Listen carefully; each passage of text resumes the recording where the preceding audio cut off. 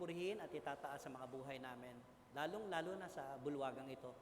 Nawa po, O Diyos, ay patuloy kayo na makita, patuloy na mangusap kayo sa pamamagitan ng inyong mensahe.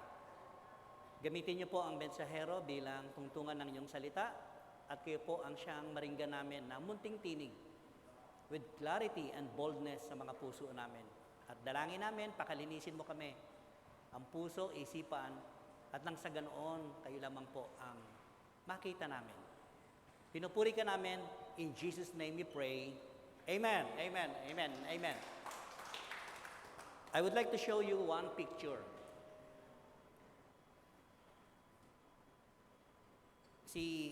Ang pangalan ng papakita kong picture ay si Joni. Ang pangalan po niya ay Joni Erickson Tada. Let's take a look at the picture. Isa po siyang athletic, no? A very athletic woman siya. Ayan, nasa picture po natin si Joni Erickson Tada. Pagka sinearch niyo po sa YouTube, you can search si Joni. She was born in 1949 at the age of 17. Kaya athletic, talaga siya, yung katawan niya. Hindi pa pwedeng hindi siya mag-exercise o anumang sports na kinahihiligan niya. Isa sa pinakagusto niyang sports, swimming. And one time, she had a tragic experience nung siya ay dumive doon sa isang lake sa Baltimore. No, dumive siya, but hindi niya na-overestimate niya yung lalim, yung babaw ng lake. So nung dumive itong si Joni and Erickson, ibig sabihin, yun talaga yung gusto niyang sports eh. Nung dumive siya, hindi niya alam na mababaw pala yung lake na dinaivan niya. So what happened, when she dived, tumama yung kanyang ulo from the bottom of that lake. Anong tendency? Siyempre, di ba, yung force nung pag-dive mo, yung patusok na gano'n, mabilis yun, akala lang natin, hindi, yung bigay na bigay yung kanyang weight. Alam niyo nangyari sa kanya? From her shoulder, ang nangyari, she was paralyzed instantly. Yung tinatawag natin, the fourth and fifth, yung vertebrate natin dito sa gulugod natin, yung po ang naapektuhan sa kanya. Kaya from that moment of time, from shoulder, going to foot, she was paralyzed. Maraming doktor, maraming pastor, maraming pare ang nag-pray over sa kanya. Pero, wala pang nangyari. And she was there at 2 years sa kanyang wheelchair na yan, yung kanyang situation, nothing happened. And even losing her faith to God. But the good news is, natuto siyang sumurrender sa Panginoong Jesus. Her life turned to Jesus. And that turn, surrender her life to Jesus, yung nangyari sa kanyang from tragedy, naging triumphant. Alam niyo po biniyaan siya ng Panginoon na she is using yung mouth niya.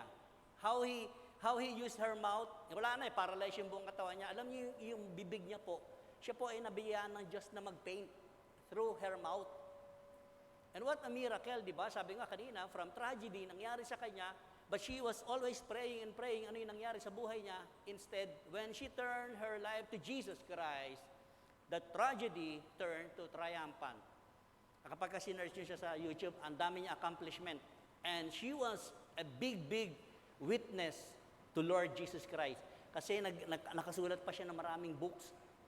And can you just imagine, ganyan ang sitwasyon niya, samantalang tayo, buo tayo, no? Pero siya, ginamit po ng Panginoon. And she was painting and writing many books tremendously using God as a witness. Siya po yung ginawang buhay na patotoo ng Diyos. Kilala niyo yung without limbs, yung maliit na preacher din, di ba? Binless din siya ng Lord, di ba? Wala siyang paa, wala siyang kamay. Pero makita natin, talagang ginamit siya ng Lord. Even itong si Joni, ganyan yung nangyari sa kanya. But 55 years, long journey sa kanyang buhay talaga, nandyan sa kanyang wheelchair. And how about us?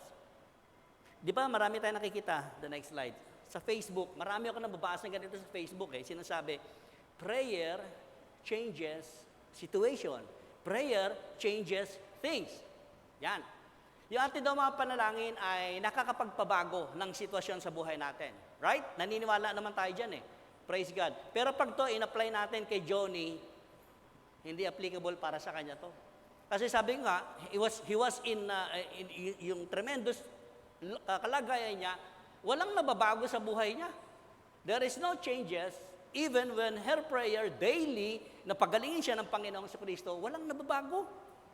Imagine 55 years, walang pagbabago sa buhay niya. Now, ang tanong, does prayer really make a difference? Talaga ba ang panalangin natin ay nakakapagpabago ng sitwasyon ng buhay natin?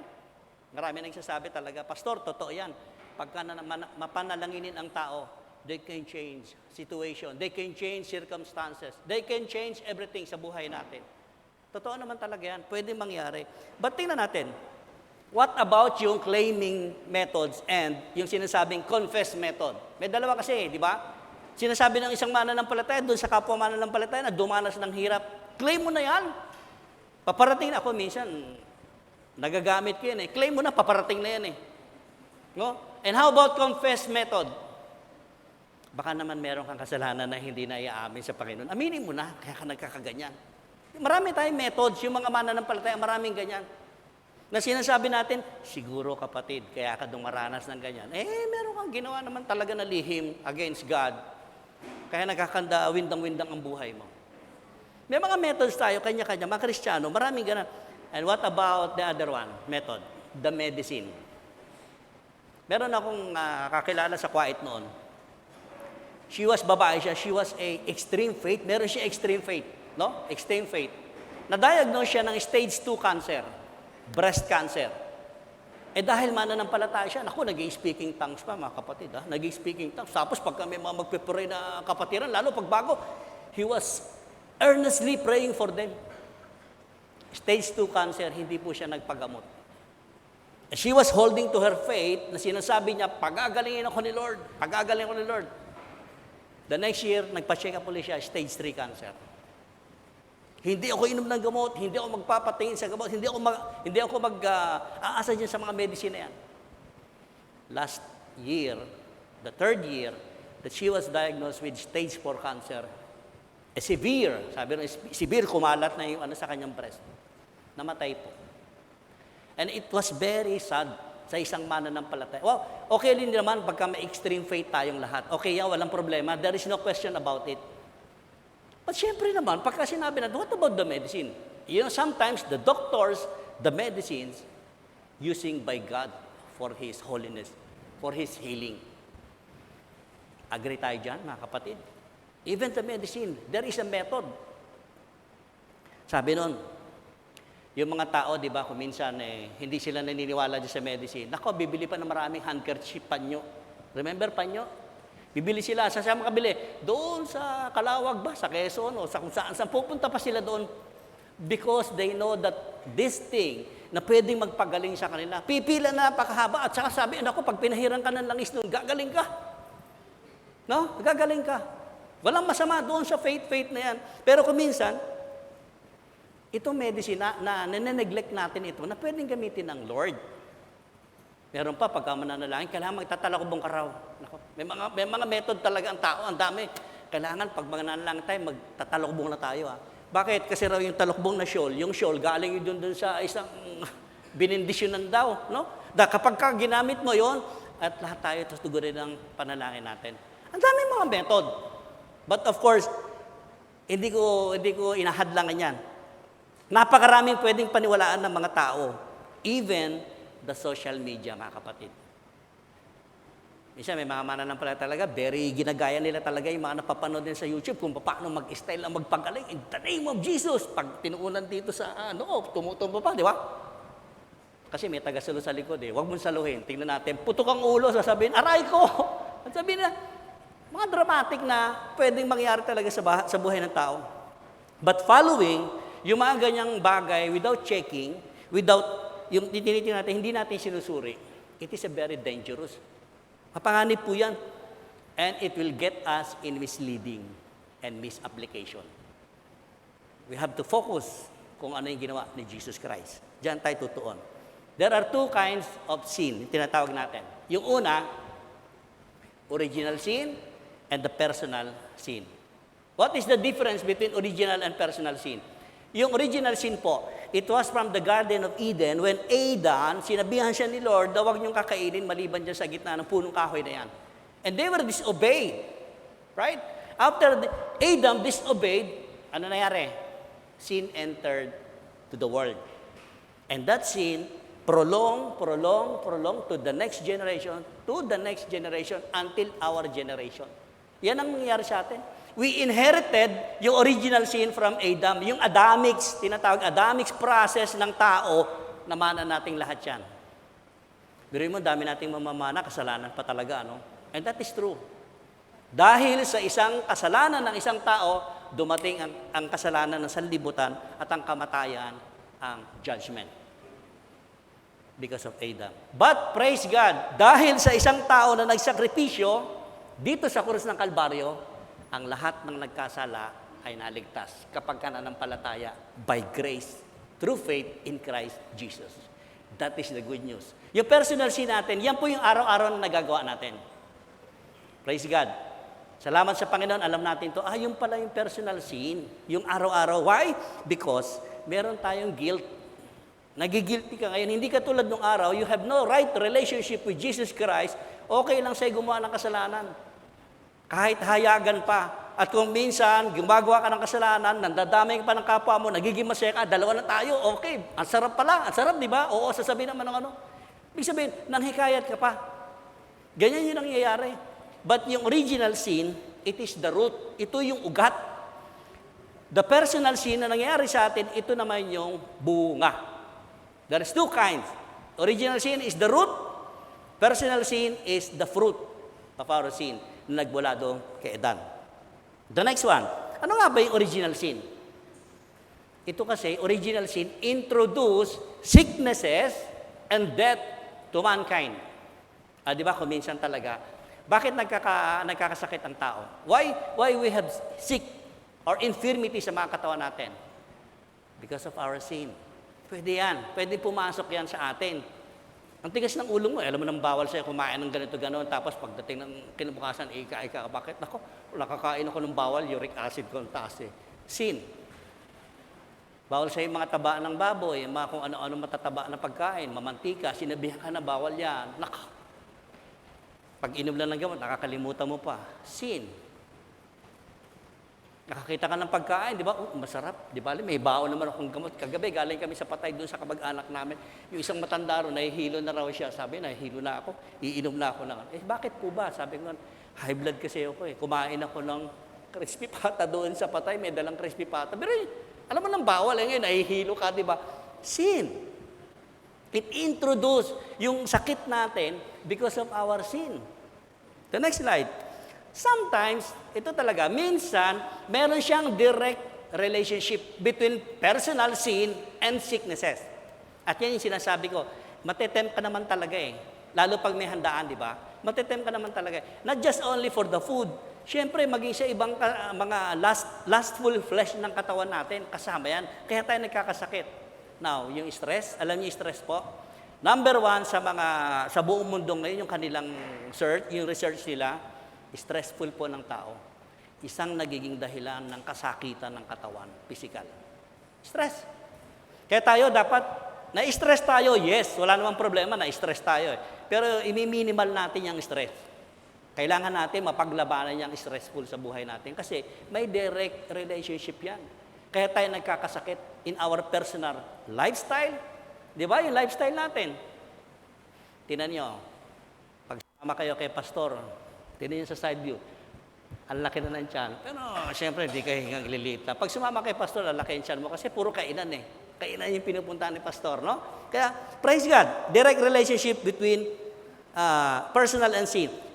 Remember, si David, paano siya nagkasala? David sinned against God talaga. He was a God's after own heart, ang sinasabi. Pero nagkasala pa rin siya. Bakit? Kasi the lust of the eyes, yun yung bumigay sa kanya, yung mata lang, ginamit sa kanya. Tayo rin, lahat tayo pwedeng gamitin yan sa mata lang. Sasabihin mo sa kapwa mo, bakit ganun mo yung damit niya? Parang senior na siya, tapos magpoporma, bagets naman. Diba? Hindi naman kasalanan yung pastor, di ba? Ang musika ka. Malay mo naman kung talagang gusto niya magbagets-bagets siya. Di ba, mo siya may kalayaan, may freedom tayo. Sin. Sometimes hindi natin na-distinguish na kasalanan pala yung ginagawa natin. The next one, minsan naman hindi siya direct relationship. sometimes there is a no relationship between personal sin and sicknesses. Ano ibig sabihin dito? Nagkasakit ka. Hindi dahilan ng sakit mo, kasalanan. Remember that Jesus Christ, while on the way to the Jerusalem, doon sa templo, di ba? Nakakita siya ng yung mga disciples niya, nakita yung isang bulag na namamalimos doon. Ito yung pwede kong i-example eh. Sometimes, there is no relationship between personal sin and sicknesses. Inborn yung bata. Ang sabi ng disciples sila Peter, Panginoon, sino ang nagkasala? Siya o yung kanyang mga magulang? Tingnan nyo, paano nila i-determine yung taong may sakit nung panahon ni Panginoong Kristo. Why? Because nakaset up sa mind nila, yung mga Hudyo nung araw, na kapag ang tao may sakit, makasalanan. Ang ganda na sagot ni Lord. Ang sabi ni Lord, hindi siya o ang kanyang mga magulang ang nagkasala.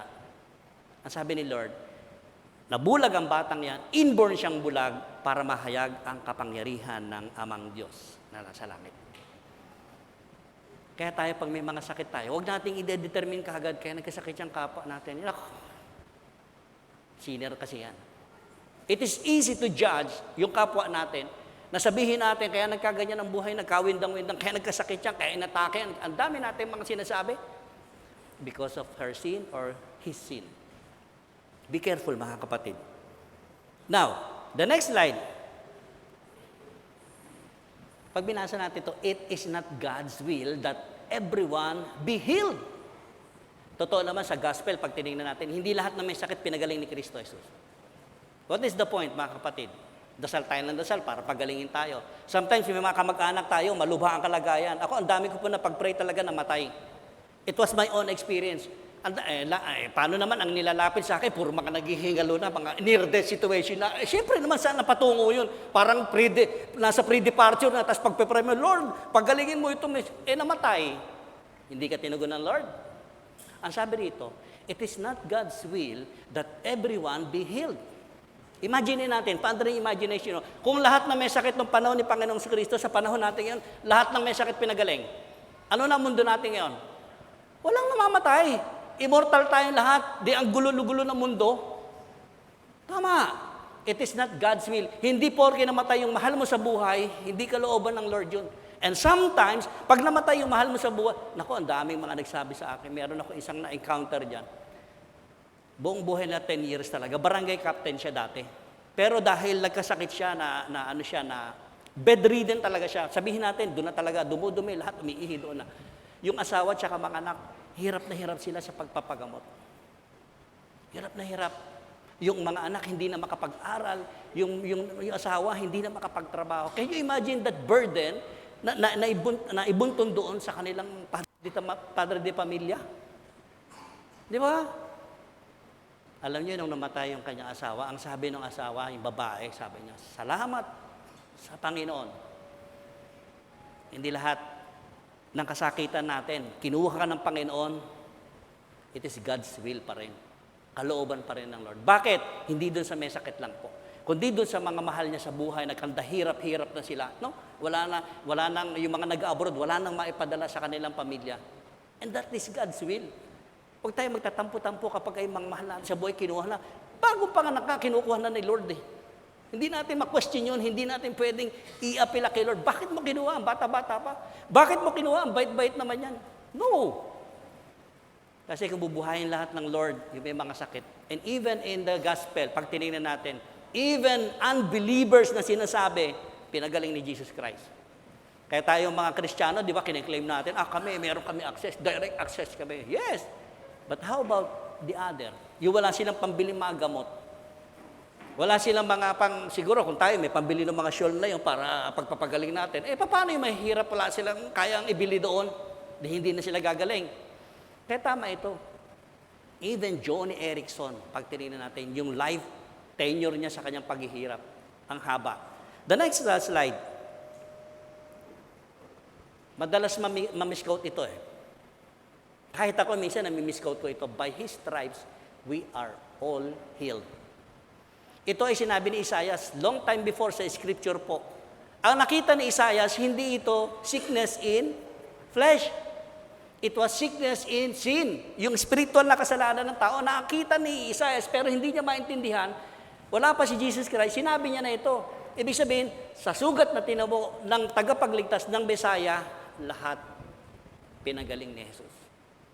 Ano ibig sabihin? Not just only for physical aspect ng sakit ng tao, kundi yung spiritual, yung kasalanan. Remember that Paul, si Pablo po, 3 times niyang hiniling sa Panginoong Jesucristo. Sabi niya, remove the thorn in flesh in me. 3 times po niya hiling, kunin mo na ako, Lord, hirap na ako dito sa sakit ko na hindi maintindihan kung anong pinanggalingan. At nakakulong pa siya. He is in bondage. Pero mo yun? Pero ano sabi ni Lord? Hindi.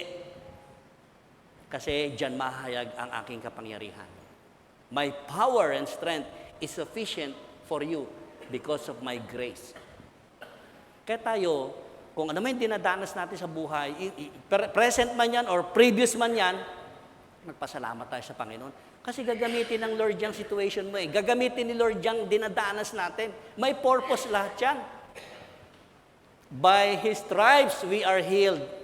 Kaya kuminsan, pag namatay yung tao, pahinga. Tama, rest talaga. Pag namatay yung tao, restful talaga. Wala nang gaganta pa sa restful ng isang tao pag pumayapa. Kaya nga, ay namayapa na siya. Kaya nga sinasabi natin, payapa na siya. Restful talaga. No more tears, no more pain, no more sicknesses. Lahat yan, wala na. Wala nang sama ng loob, di ba? Payapa ka na talaga. Pero yun ba talaga ang ibig sabihin?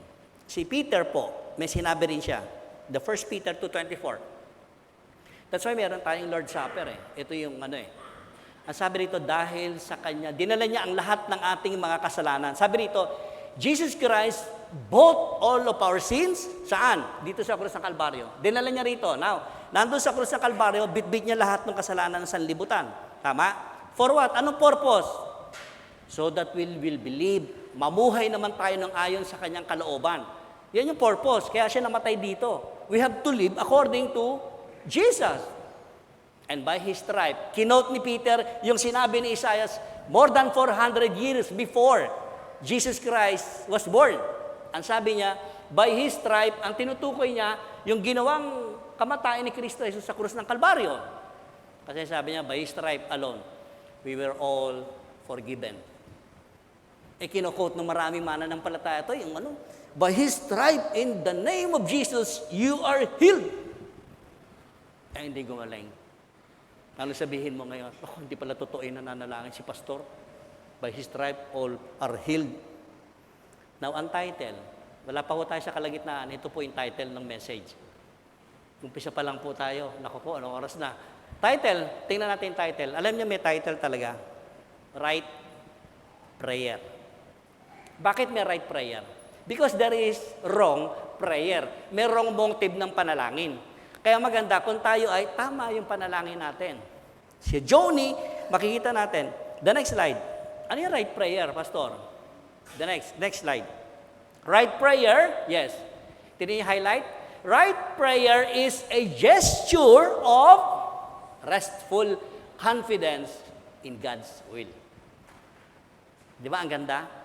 Kumbaga sa ano, nananangan ka sa kalooban ng Diyos kung ano ibibigay na kasagutan sa iyo. Ayon sa kanyang kalooban, hindi ayon sa gusto natin o kalooban natin. Kasi pag kalooban natin, parang inuutusan natin si Lord. Pagka nanalangin tayo, di ba parang shopping list pag nanalangin ka, wala pa kaming rice cooker, Lord. Baka pwede naman rice cooker makahirit. Baka pwede naman magkaroon ako ng sasakyan, Lord. Kasi itong linggo, naglalakad-lakad, masaya ko. Parang naglalagay ng shopping list. Tama? Ito yung magandang gesture natin, yung tamang panalangin natin sa Lord. Kapag humihingi tayo, restful ka, may confidence ka, na alam mong ibibigay ng Panginoon ayon sa kanyang kalooban. Siguro medyo lumilinaw na ngayon sa oras na ito. O nga pala, yung right prayer, ito pala. Example natin, pinakamagaling si Jesus Christ. He is the supreme example natin. Nasa Getsemani siya, ang hiniling niya, Ama ko, hanggat maaari, ilayo mo sa akin ang saro ng paghihirap. Right? Hiniling niya. Pero sabi niya, but not my will, but yours will be done. Ang ganda ng panalangin ni Jesus Christ. Ano nangyari after that? Di ba nangyari na yung paghihirap sa kanya? Even in the middle of that suffering, yung pangano sa kanya, paglalatigo, lahat yun, nakaangkla siya sa kalooban ng Diyos. Kasi otherwise, hindi natin matatanggap eh. Yung acceptance ang mahirap. Yung binigay sa yung kasagutan ng Lord, ayaw mo yun, hindi yun ang gusto mo. Mahirap, mabigat tanggapin yun. Pero pagka ikaw ay naka-angkla, naka-right, yung restful ang kalooban mo, restful, confident ka na anumang ibigay sa akin ng Lord ko kasi yun ang best. Kung iniisip mo, good lang or better, pero yung ibibigay sa atin ng Lord, the best ever na hindi mo pa nararanasan sa buhay mo. Because God says, the best is yet to come, kapatid.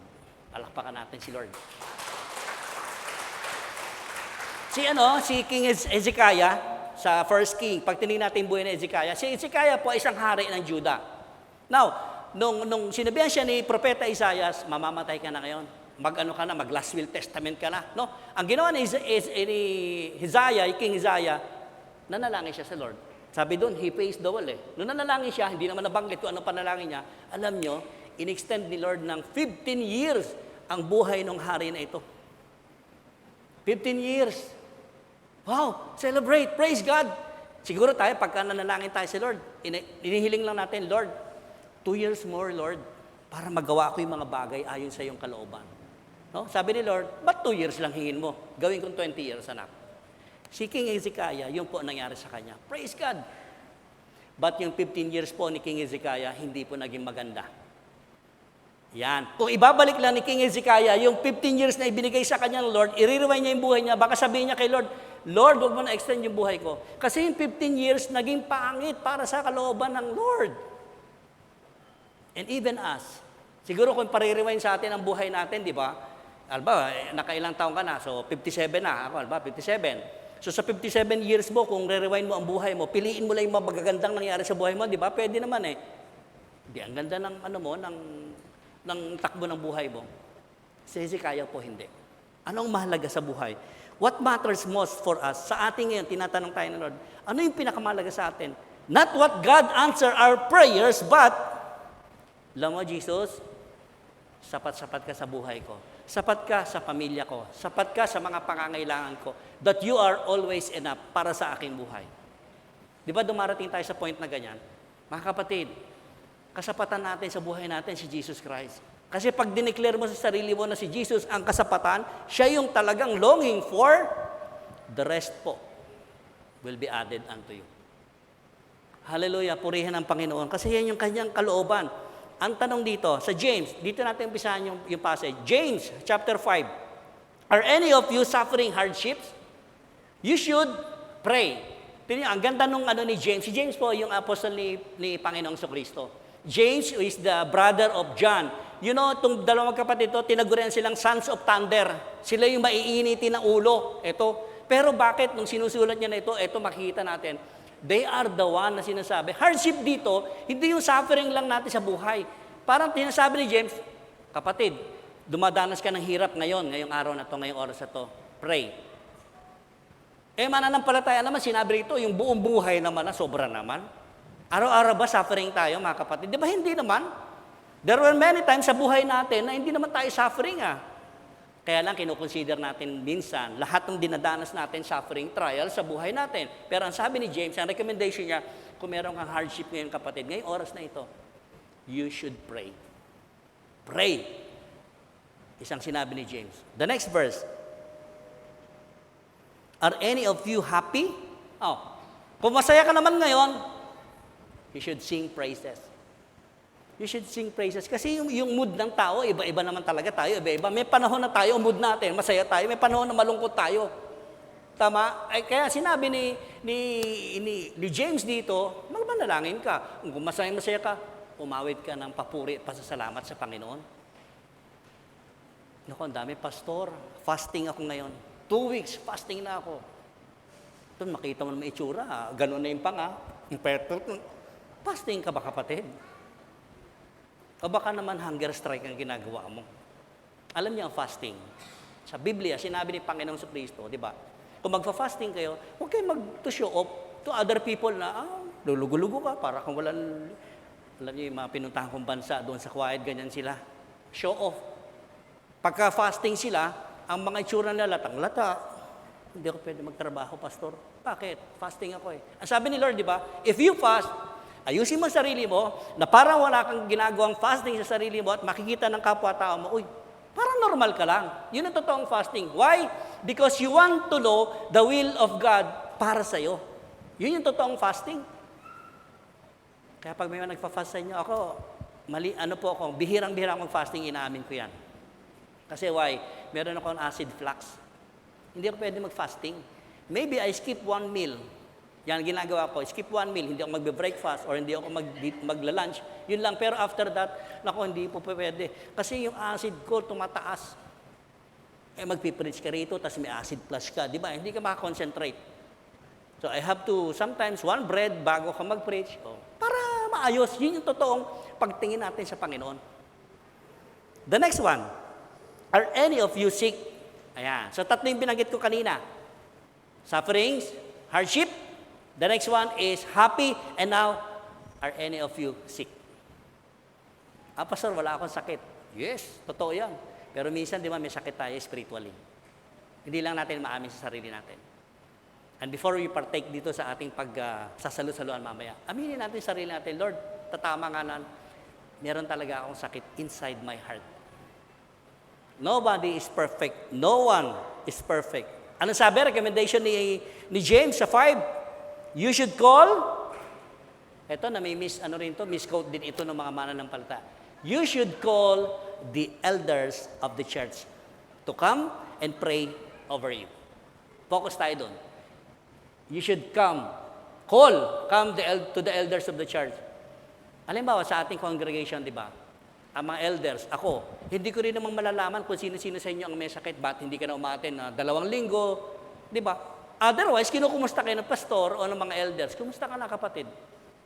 Ang sabi rito, you should call for the elders of the church to come and pray over you. Sinong may big responsibility na para malaman ang kondisyon ng isang mananampalataya? Sino po? Ang pastor o ang elders? Yung may sakit. Yung hindi na umaattend. Sabi dito, you should call the elders. Ang ginagawa kasi ng ibang member talaga, inaasal na talaga sa pastor at sa mga elders. Alam nyo, hindi tayo Diyos para sa araw-araw, bubuksan mo yung baraha mo. Alas, king. Ay, may sakit yung kapatid ko, lalaki ang pinakita sa baraha. Padre de Pamilya. No, queen, babae. Mother ito ng mga anak niya. Hindi para ganon. Wala tayong wisdom na para malaman natin kung sino-sino rito ang nagsasuffer ng sakit. Each and every one, meron tayong tungkulin. Paano ba lang tawagan mo, Pastor? Hindi po kami naka-attend ng last Sunday. 2 weeks na po kasi nagkakasakit kami. Di ba? Ang ganda. And the elders and the pastor of the church, we will pray over you. Or else, bibisitahin pa kayo. Yan trabaho, hirap manghula, hindi tayo manghula. Kaya tayo, may malaking responsibilidad ang bawat isa sa atin. Huwag natin iaasa lahat kay pastor, sa mga elders, sa mga leaders. You should the one call. Tumawag kayo. Mano ba lang tumawag ka o mag-message ka? May SMS na tayo, may messenger na, di ba? Message ka lang, pastor. Alam nyo, napakaganda pagka nagpapanalaginan tayo. And how I can pray over you kung hindi ko alam ang situation ng bawat isa sa atin. Ang sabi rito, anointing you with oil in the name of the Lord. Now ako, ang pananaw ko rito, anointing with oil, pwede rin gamitin yung mga medicines na iniinom natin. And we will pray for that medicine. Lord, yung gamot ko sa sakit ko, gamitin niyo po ito para ma-restore yung kalusugan ko. Di ba ang ganda? Ang ganda. Even the medicine, hindi lamang po ito yung oil na binubuhos sa ulo ng panahon nila. Hindi lamang po yun. We can patch up dito yung medicine, yung gamot, na pwedeng magamit yan. The next verse. Such a prayer, sabi rito, such a prayer offered, balik lang konti. Such a prayer offered in faith will heal the sick. Yan. Will heal the sick and the Lord will make you well. Now, sinasabi rito, may karapatan lang ba manalangin yung mga elders, mga pastor, yung mga deacons, yung mga bishop, no? Hindi, lahat tayo may karapatan tayo, may kapangyarihan tayo. Kung yung nananalangin, ay merong faith, not just only for the sick person.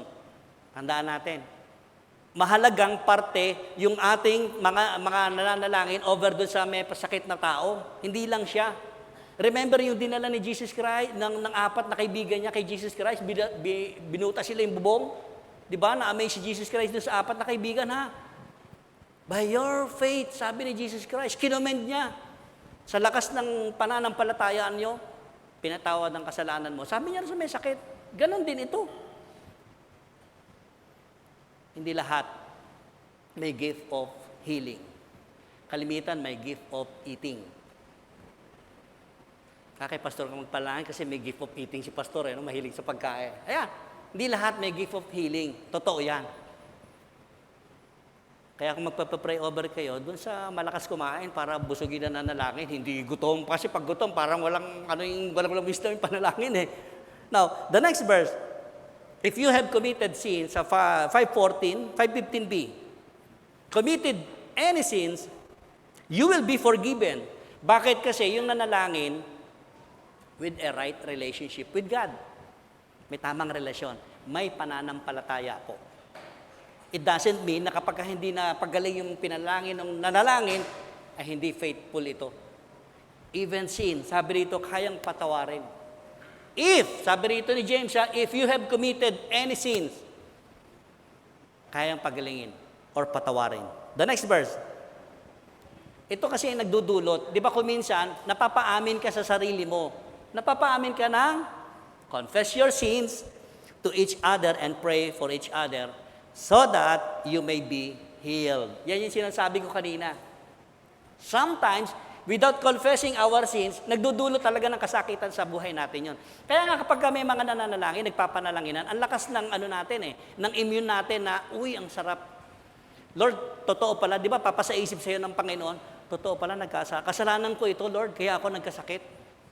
Yan. It turned to a confession at maaminin mo rin pwede sa kapwa mo. Ang sabi roon, for each other, so that you may be healed. Napakalaking bagay po noon. The next verse. The earnest prayer of a righteous person has great power and produces wonderful result. Alam niyo yung earnest prayer? Earnest prayer yung masigasig, no? Yung talagang masidhi yung panalangin. Yun yung earnest prayer dito. At sinasabi dito, hindi ka lang righteous. Yung righteous, hindi yung banal na tao na nanalangin, hindi si pastor, hindi ko sino man. Hindi yun ang batayan dito.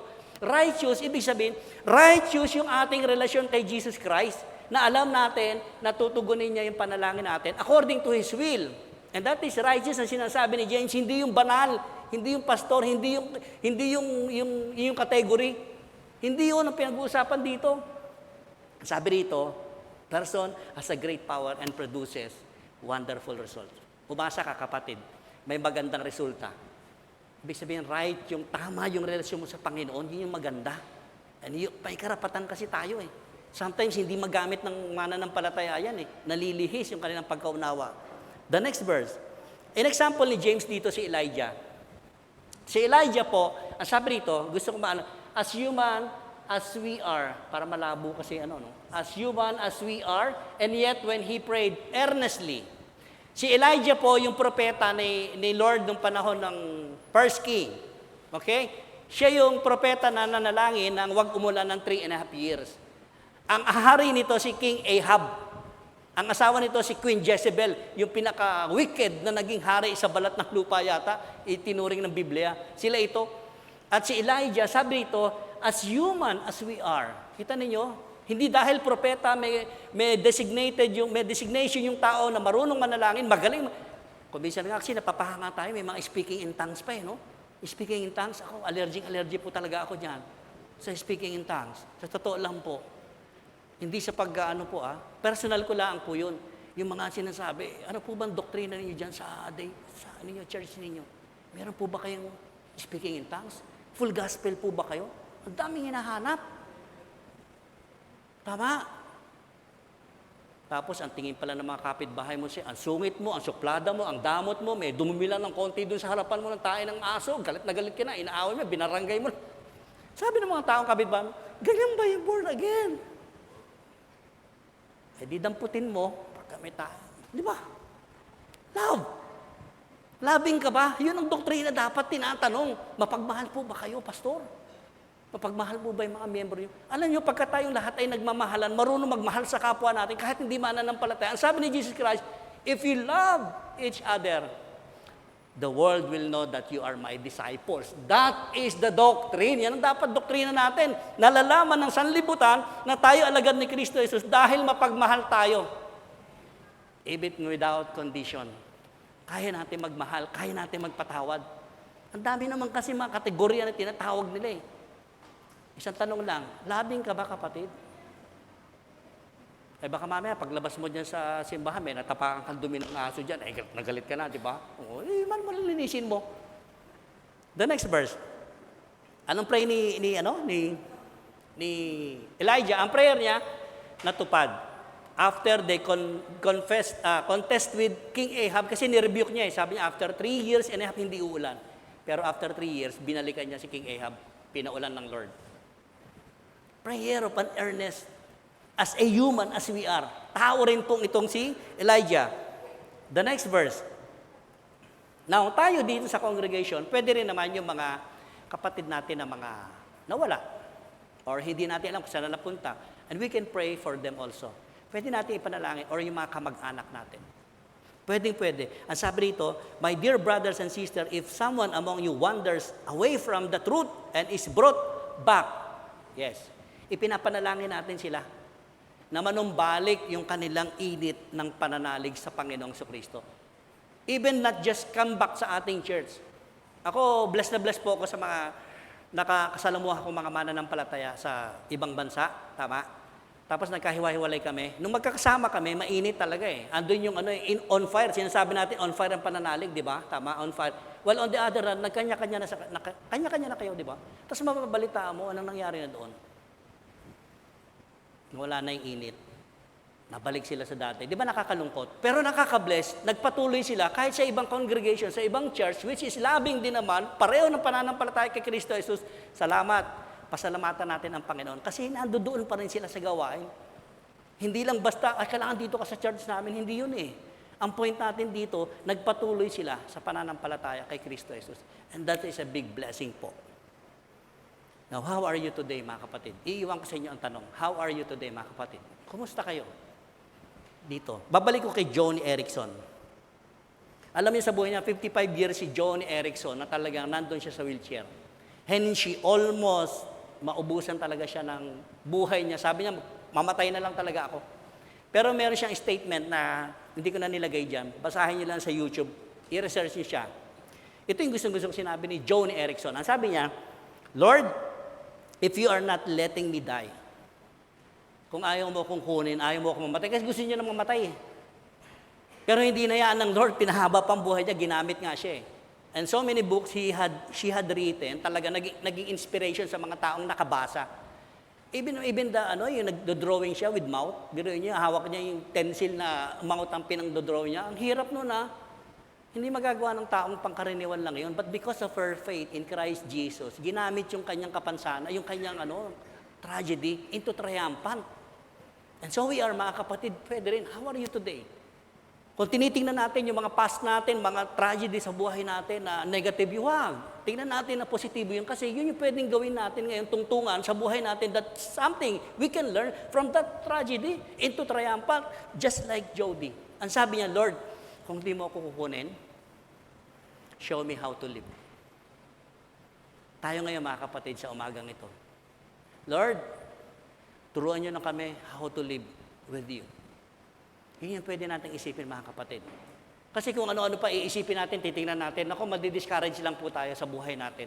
If we are looking for someone, something else, na wala sa buhay natin, discouragement po ang mararanasan natin. But, kung titingnan natin sarili natin, Lord, turuan mo nga ako na how to handle my life now. Kung paano ko i-handle ito na kasama kita.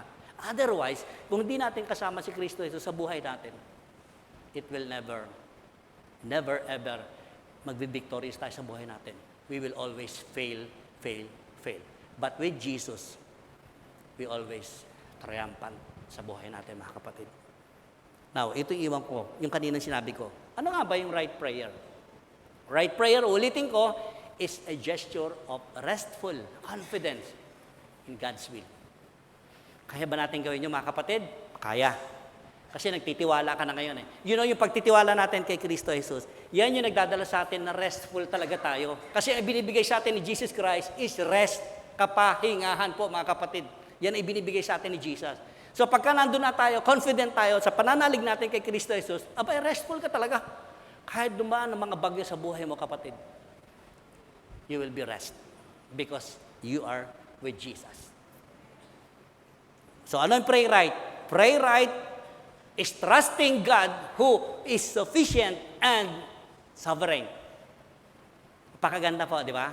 Kung nananalangin tayo, ina-address natin talaga sino ang Lord. Kaya sabi ni Jesus kay Paul, ano sabi ni Jesus kay Paul? My grace is sufficient for you.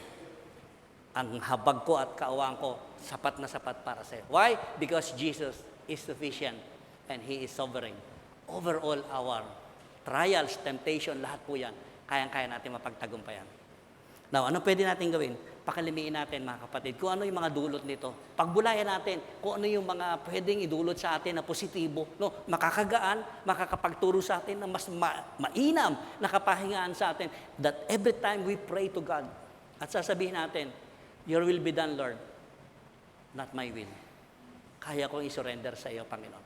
And in that case, makikita natin, tama pala yung panalangin ko. Tayo pong lahat tayo buko sa presensya ng Panginoon. Minsan pa, O Diyos, maraming salamat.